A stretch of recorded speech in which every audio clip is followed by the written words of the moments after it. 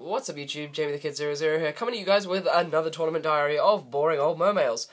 Today I had another Saturday locals, and to be honest, Mermails is the one deck I'm feeling comfortable with at the moment.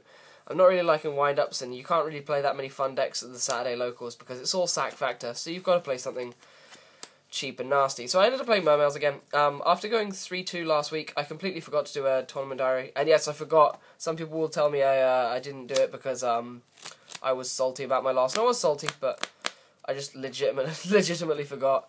I went 3-2 last week. After I was playing loads of tech cards, I ended up... No, I think I did do a tournament diary.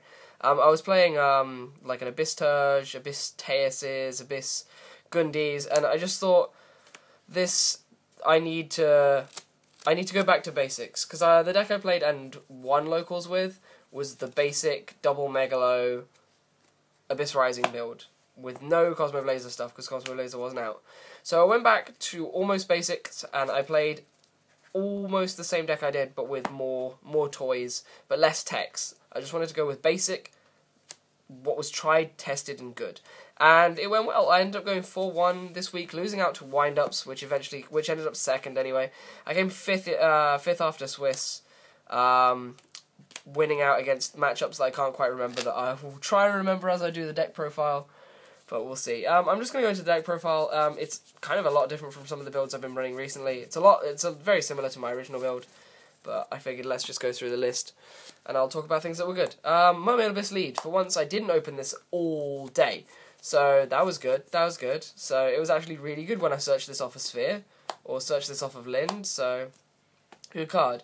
Then I ended up playing triple Megalo. I borrowed the third, so this Direwolf is a proxy for the third Megalo. The 3 Megalo was actually really good, which is sad for me because it means I have to get another one. So 3 Megalo was definitely the way to go. I OTK'd so much more, I got off big plays so much more, and I comboed the triple Megalo with more Atlanteans in deck. I'm playing 9 Atlanteans now, 3 of each, so the triple Megalo was really, really good. I definitely advise it over Teus. I didn't miss Teus. I was glad it was Megalo when it wasn't, I was glad it was Megalo.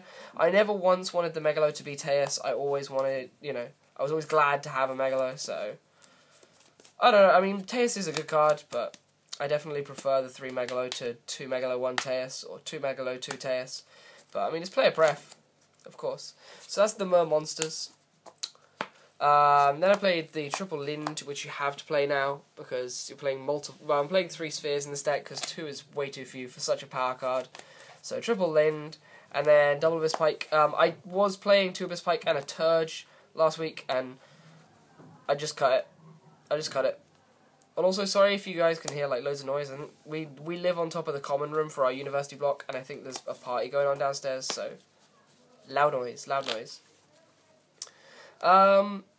For the Atlantean engine, I played 3 Dragoons, 3 Marksmen, and 3 Heavy Infantry. Of course, the 3 Dragoons goes without saying, 3 Marksmen usually goes without saying, but the 3 Heavy Infantry was something that I put in Friday night before the event.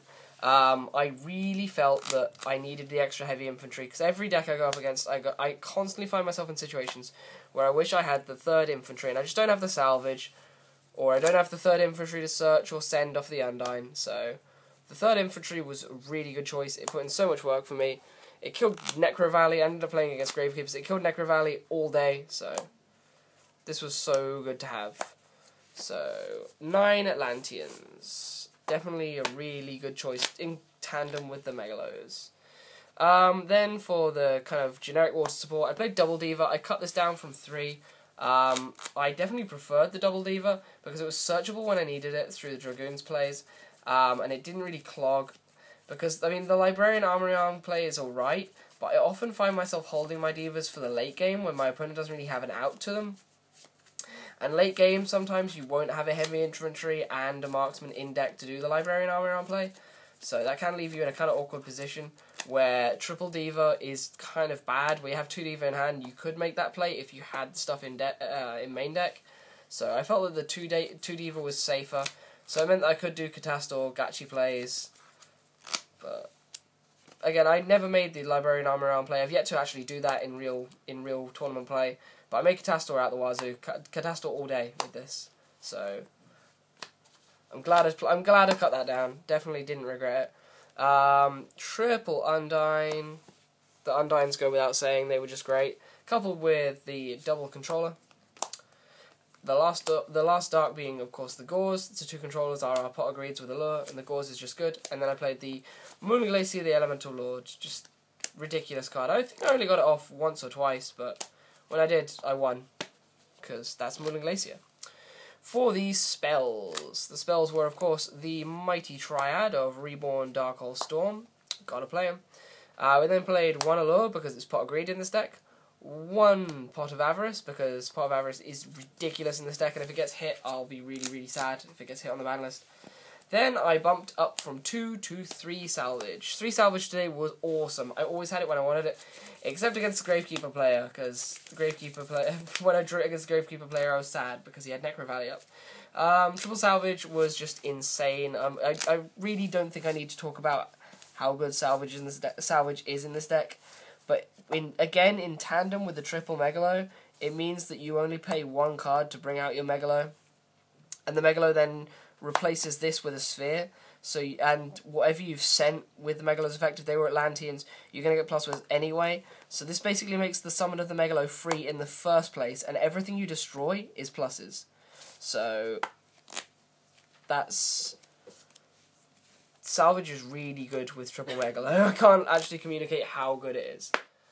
And then for the trap lineup, we played triple Sphere because we played triple Megalo, so we can search these out all day. I never actually special summoned Lead with its effect. If I'd special summoned Lead with its effect to get this back out of the grave, I would have been really happy, but I never actually managed that. But the triple Sphere was definitely good. I used at least 2 every game, if not 3, so it was really good. Then I played double Torrential. And because I felt that I needed a little bit more control, I played the double Mirror Force. I put them back in. I think this deck is like 42, 43. But you definitely need the Mirror Forces in here. I was playing two Torrential last event with no mirrors, and I just really missed the Mirror Force. Really needed them back. So that is the main deck. On to the extra deck. Yeah, let's talk about the extra, if I can pick it up. Oh.